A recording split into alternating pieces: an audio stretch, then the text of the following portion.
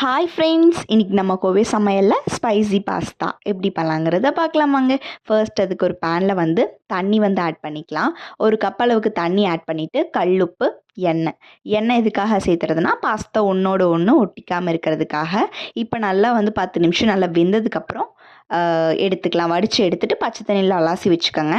இப்போ பேனில் எண்ணெய், கடுகு, கடலைப்பருப்பு, இஞ்சி, பூண்டு, பச்சை மிளகாய், பெரிய வெங்காயத்தை நல்லா பொடியாக நறுக்கி சேர்த்துட்டு கருவேப்பிலை, தேவையான அளவு உப்பு சேர்த்து நல்லா வணக்கி விட்டுக்கங்க. நல்லா வணங்கினதுக்கப்புறம் ஹோம்மேடு தக்காளி சாஸ் அண்ட் சில்லி சாஸ் நான் ஆட் பண்ணிக்கிறேன். அப்புறம் கொஞ்சமாக சோயா சாஸ் நம்ம ஆட் பண்ணிக்கலாம். ஆட் பண்ணிவிட்டு இப்போ கொஞ்சமாக மஞ்சள்தூள் சேர்த்து நல்லா வணங்கினதுக்கப்புறமா இப்போ நம்ம வடித்து வச்சுருக்கக்கூடிய பாஸ்தாவை உள்ளே ஆட் பண்ணி நல்லா மிக்ஸ் கொடுத்துட்டு கொத்தமல்லி தூவி இறக்குனோம்னா செம்ம டேஸ்டியாக இருக்குங்க. மறக்காமல் ட்ரை பண்ணி பார்த்துட்டு கமெண்ட் செக்ஷனில் கமெண்ட் பண்ணுங்கள். பிடிச்சிருந்தா சப்ஸ்கிரைப் பண்ணுங்கள். தேங்க்யூ.